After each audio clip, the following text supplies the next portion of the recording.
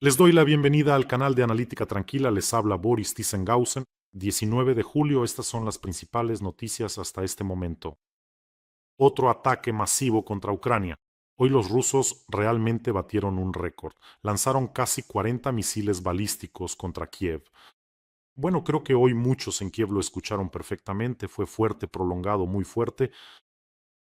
Por la noche me desperté por la explosión de un misil balístico. Miro los mensajes y dicen, viene uno, viene otro objetivo grupal, 4 misiles, 3 misiles, Zircon. Luego, saben, cuando terminó la primera ola, pensé, bueno, ya está, seguramente los orcos se quedaron sin reservas. Pero no, vino una segunda ola y luego una tercera. En general, por lo que parece, hoy gastaron todas sus reservas contra nosotros. Ven cuáles son sus prioridades. Por el almacén de Wildberries lanzaron toda su reserva de misiles balísticos. Creo que en el almacén de Wildberries se quemaron probablemente esos tacones postizos de 7 centímetros para Putin, una reserva anual de rímel marrón Leningrado para que se pinte las cejas. Por eso se enfureció. Saben, ayer cuando veía los videos de los rusos que estaban en shock porque se les quemó mercancía por cierta cantidad, ¿saben en qué pensé? Que Wildberries, bueno, en realidad la dirección actuó exactamente igual que siempre ha actuado el gobierno ruso, es decir, simplemente engañaron a los rusos, sabían al 100% que habría un ataque contra sus centros logísticos. Después de los ataques a nuestros terminales, poco antes del ataque cambiaron las condiciones del contrato y se eximieron de toda responsabilidad por la mercancía quemada. Pero esto es exactamente igual que Putin. Empezó la guerra y las consecuencias, bueno, lo siento rusos, arréglenselas ustedes mismos y paguen ustedes mismos por esas consecuencias. Por curiosidad decidí entrar y ver qué clase de productos inofensivos eran esos que se quemaron ahí en el almacén. Vi capturas de pantalla de que ahí vendían drones en Wildberries. Pensé, voy a entrar a ver. Bueno, tuve que hacer un poco de magia para poder entrar. Resulta que tienen un bloqueo, incluso con VPN, pero eso no es un obstáculo para nosotros. Entré y quiero mostrarles estos inocentes juguetitos para niños que se quemaron en el almacén de Wildberries. Miren, observen. Aquí, por ejemplo, bobinas para fibra óptica, para drones FPV. ¿En serio?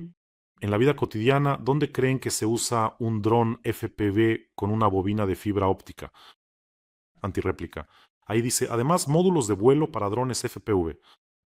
Presten atención, el vendedor en las capturas de pantalla indica directamente que es apto para drones FPV. Aquí, por cierto, drones cuadricópteros de DJI Mavic 3 Pro y 4 Pro. El Mavic se utiliza ampliamente para reconocimiento aéreo, vigilancia, corrección de fuego, búsqueda de objetivos y control de los resultados de los ataques.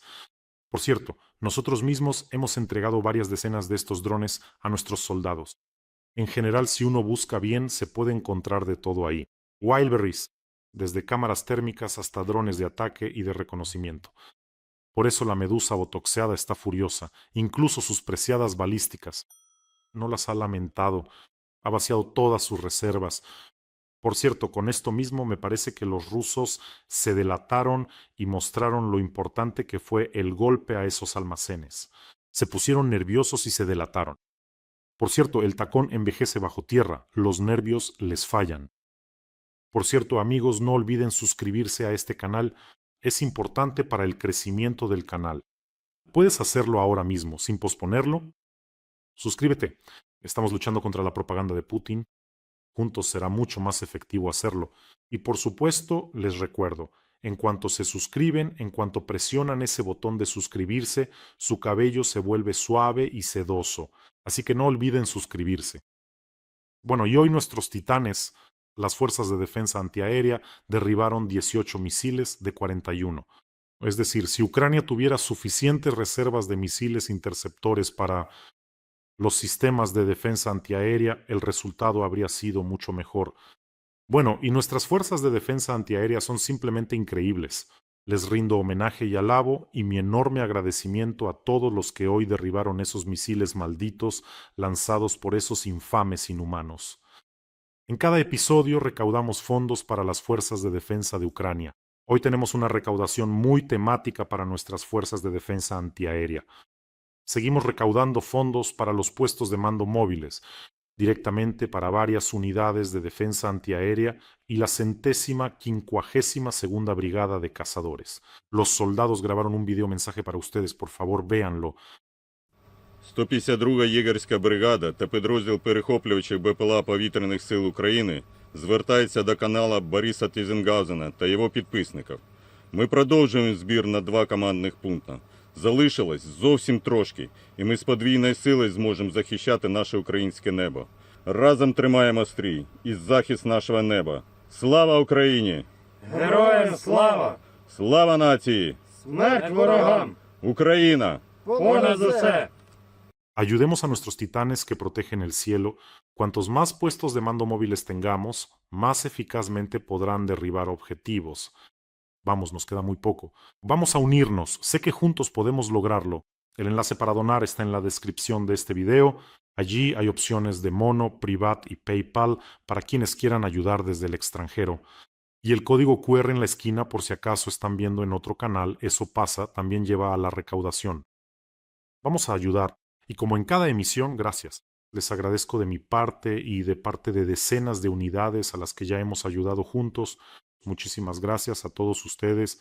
Y a pesar de todos estos bombardeos, a pesar de la histeria del Plice Sabre, nosotros, yo quien parezco, seguimos haciendo lo nuestro. Hace unos días entregué equipos de guerra radioelectrónica a nuestros soldados del 33º Regimiento de Asalto, 2 maletines enormes como esos. Miren cómo fue esto. Los combatientes del 33º Regimiento estaban contentos, felices, realmente se alegraron como niños. En fin, ahora estos equipos salvarán vidas en el frente. Muchísimas gracias a todos ustedes. ¿Saben, por cierto, cuánto le costó este ataque a los rusos? Según las estimaciones más conservadoras, los Sonics, Zircon e Iskander lanzados contra Kiev costaron aproximadamente $205 millones. Todo lo que lanzaron esta noche, $205 millones. Por cierto, con ese dinero se podría haber compensado el valor de los productos quemados en Wildberries, al menos para parte de los vendedores. Pero para drones y misiles Putin sí tiene dinero. Así, en una sola noche simplemente tiraron $205 millones por el inodoro. Pero para los rusos no hay dinero. Pero, ¿saben? He preparado una comparación aún más ilustrativa. En Rusia existe Rusfond, que se especializa en ayudar a niños gravemente enfermos menores de 18 años. He revisado las recaudaciones reales del fondo para operaciones infantiles. Este año, por ejemplo, una operación para Vitalik de 8 meses cuesta $1.847.000. Una operación en la columna de Polina cuesta $2.136.000. La operación de Madik en el cráneo cuesta $1.784.000. Todo esto es sencillo. Son cifras verificables. Está claro que hay operaciones más caras y otras más baratas. Pero si tomamos el costo promedio de una operación para un niño, en lugar de un bombardeo nocturno sobre Kiev, se podrían haber realizado operaciones vitales. 9.000 niños. Piénsenlo bien. En vez de salvar a 9.000 niños rusos, el abuelo enloquecido atacó Kiev. Además, nuevamente los ataques cayeron sobre una estación de metro, un paso subterráneo, un mercado, edificios residenciales, un estacionamiento y patios de Kiev. Pero Putin eligió, en vez de salvar a los niños rusos, matar a los niños ucranianos. Es decir, está completamente enfermo. No sé, ustedes son millones ahí en Rusia, ¿acaso no entienden esto? En fin, mientras la calva Skolopendra ataca por 100ª vez Lukianivka y Solominka, las Fuerzas Armadas de Ucrania continúan limpiando metódicamente a Rusia de su infraestructura petrolera y gasífera. Hoy, drones atacaron simultáneamente 3 depósitos de petróleo en Stavropol. Uno de ellos, una base petrolera muy complicada en Mikhailovsk. Ya la han atacado por 3ª vez, pero esta vez la incendiaron, espero que por completo. 42 tanques de almacenamiento con un volumen total de casi 60.000 metros cúbicos de combustible. Proveen tanto la recepción como el almacenamiento, así como gasolina para automóviles y diésel. En resumen, el incendio se produjo en varios lugares a la vez. Vamos a verlo.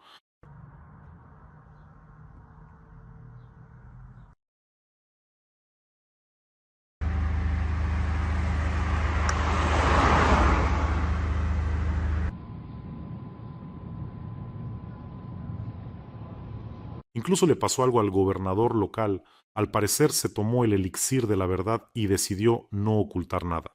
¿Saben qué? ¿Saben lo que escribió? Debido a los incendios en instalaciones industriales, comenzó la detonación de materiales inflamables en los alrededores de Stavropol.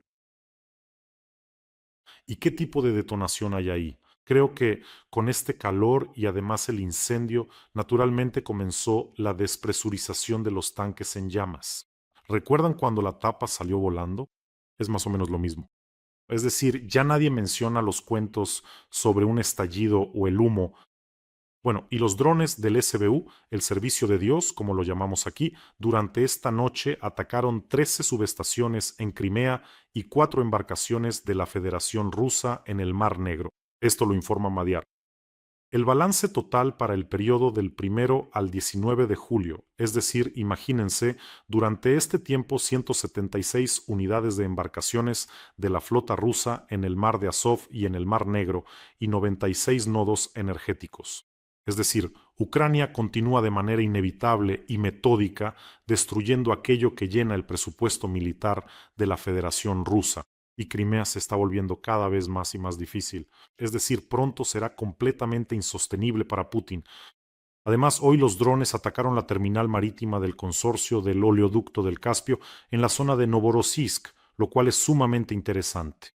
Allí resultaron dañados 2 petroleros, la carga de petróleo fue detenida, no hubo heridos ni víctimas y no se permitió el derrame de petróleo. Ven lo preciso que trabajan los drones ucranianos. No se solicitó asistencia médica para los miembros de la tripulación. Ahora, los detalles. El ataque se dirigió precisamente a los dispositivos de ataque externos. Hay 3 de ellos allí.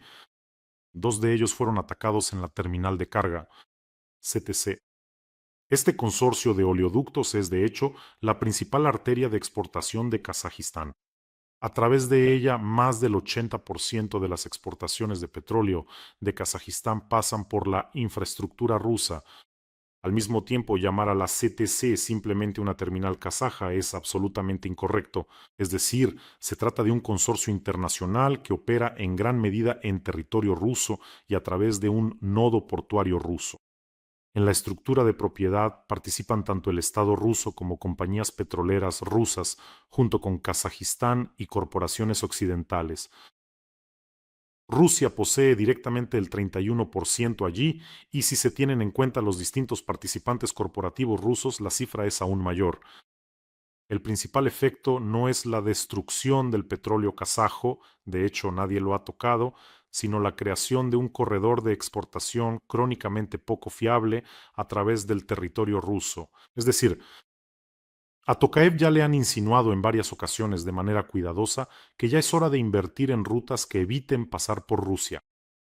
Ya hace tiempo que debería haberse ocupado de esto, porque Putin, al atacar a Ucrania, si permanece en el poder, después de esta guerra comenzará otra. Por cierto, aún no se sabe contra quién la empezará. Por eso al señor Tokayev le recomiendan encarecidamente considerar rutas a través del Caspio. Azerbaiyán, Georgia, Turquía y así sucesivamente. En Rusia han encontrado una manera, según ellos, de proteger Crimea ocupada después de todos estos ataques. La Iglesia Ortodoxa rusa aprobó una oración por la protección de Crimea y la victoria sobre el enemigo. No es una broma. El Sínodo Sagrado del FSB, es decir, la Iglesia Ortodoxa rusa, aprobó un nuevo texto litúrgico para la Asamblea de los Santos de Crimea. En la oración se pide al Señor conceder la victoria sobre el enemigo visible e invisible y a la Virgen María afirmar la residencia ortodoxa en Crimea y otorgar la victoria desde los cielos. ¿Qué más quieres que te den allí? El principal brujo de la Iglesia Ortodoxa rusa, el patriarca Kirill, literalmente irradia felicidad. Recientemente lo excluyeron de la lista de sanciones. O sea, ahora puede pasear en yachts por el Mar Azul.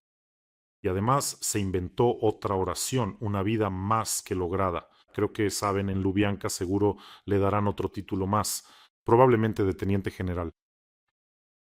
Es decir, la Iglesia Ortodoxa rusa son puros demonios y una sucursal del FSB. Creo que eso le queda claro a todos. Y aquí hay una noticia muy relevante. No podía pasar por alto esta noticia. En Ekaterimburgo, decenas de miles de personas participaron en la procesión real. O sea, en Ekaterimburgo tuvo lugar la procesión real anual, que es una marcha nocturna de la Iglesia Ortodoxa rusa en memoria de Nicolás II, de su familia y de los sirvientes que fueron fusilados en 1918.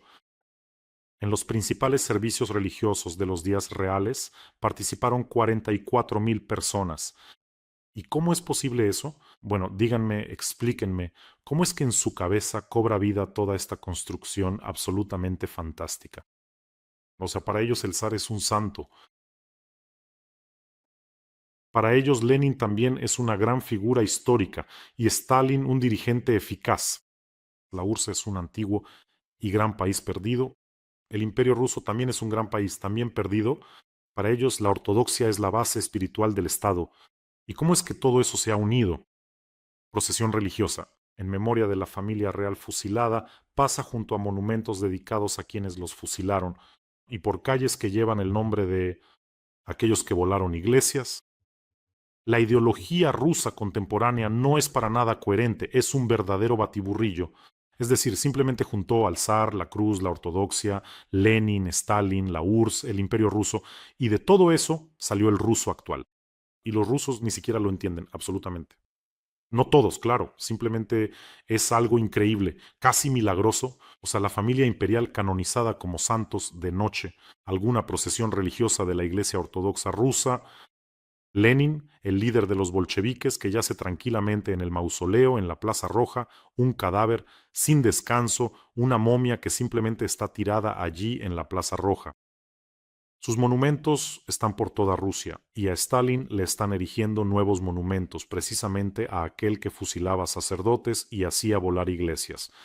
Y de hecho, la propia Iglesia Ortodoxa rusa fue inventada por Stalin cuando se dio cuenta de la utilidad que tendría controlarla. Entonces, ¿cómo logran conciliar todo esto en sus cabezas? Conviven con ello y además hay otra noticia interesante. Los rusos han empezado a confiar menos en la propaganda y esto se supo no por encuestas callejeras, sino por acciones concretas. En las 2 primeras semanas de este mes, los rusos retiraron otros 500,000 millones de rublos de los bancos. Los banqueros rusos están dando la voz de alarma. No solo los rusos están retirando efectivo a un ritmo récord, además está empeorando el porcentaje de devolución de créditos. Es decir, el efectivo que se retira de los bancos no regresa en forma de pagos de intereses de los préstamos, lo que amenaza la estabilidad bancaria. Pero ¿a quién le importa eso, en realidad? Saben, me parece que en Rusia es perfectamente posible que se repita el escenario en el que Putin hasta el último momento siga diciendo que todo está bien, que todo va de maravilla, y luego la inflación en cuestión de semanas, si no de días, se comerá absolutamente todo, incluidos los ahorros de los rusos. Cuando comience el colapso en cascada de todo, Putin rápidamente morirá, o le ayudarán. Echarán toda la culpa sobre él y pondrán en el poder a otro gris agente de la KGB. Pero a los rusos ya nadie les devolverá nada. Como ahora, con el almacén de Wildberries que se quemó, nada, no sabemos nada. Así pasó, lo lamentamos por ustedes, adiós. Y así los rusos corrieron a sacar su dinero de los bancos. Y además, esta tendencia viene desde principios de año. Y además está Bloomberg echando más leña al fuego y escribe que en el último año los oligarcas rusos, incluidos los del círculo de Putin, han empezado activamente a sacar fondos al extranjero. Alguien lo sabe seguramente. Y el mercado de acciones ruso tampoco le cree a Putin. Ha entrado en la caída más prolongada desde 1997. El mercado lleva 18 semanas consecutivas cayendo, es decir, desde abril ha perdido el 30% de su capitalización. ¿Se lo pueden imaginar? Está claro que hay una crisis energética, sanciones, guerra, pero hay un factor interesante del que hablan los analistas financieros rusos. Se llama exceso oculto de oferta. Alguno de los grandes inversores se está deshaciendo sistemáticamente de los activos rusos. Por alguna razón, estoy seguro de que es alguien del círculo cercano de Putin. Bueno, si los jugadores clave ya han empezado a deshacerse de los valores rusos, solo es cuestión de tiempo para que los demás también empiecen a vender, y entonces ocurrirá ese mismo colapso. Y algunos zetablogueros relacionan la caída del mercado bursátil con un posible uso de información privilegiada. Según su versión, los grandes jugadores disponen de información sobre una posible movilización después de las elecciones de septiembre y están retirando capital por adelantado para minimizar posibles pérdidas. Es decir, una vez más, a los rusos nadie les dice nada. Bueno, lo sabrán después de que ocurra. Y el hecho de que Putin intente movilizar a varios cientos de miles, bueno, una vez más les recuerdo, la esperanza de vida promedio de un asaltante ruso, especialmente si no está entrenado, y creo que justo los que quedan son los no entrenados, es de 27 minutos, pero eso significa que tampoco habrá ningún pago. En general, Putin con confianza, como decía alguno de los diputados, nuestro timonel, sí está llevando a Rusia con seguridad hacia el abismo, pero antes de que este barquito se deslizará hacia ese abismo llamado Federación Rusa, y él quiere arrastrar consigo al menos a 500.000 más de rusos. Y lo va a lograr porque, por lo visto, no se prevén protestas de ningún tipo. Y ustedes, amigos, cuídense, cuiden a sus seres queridos, suscríbanse a este canal, no lo olviden y recuerden, Ucrania vencerá y vamos a ayudar a nuestros soldados de las fuerzas de defensa antiaérea. El enlace para donar está en la descripción de este video. Ahí están Mono, Private y PayPal para quienes quieran ayudar desde el extranjero. Que tengan todos un día tranquilo y gloria a Ucrania.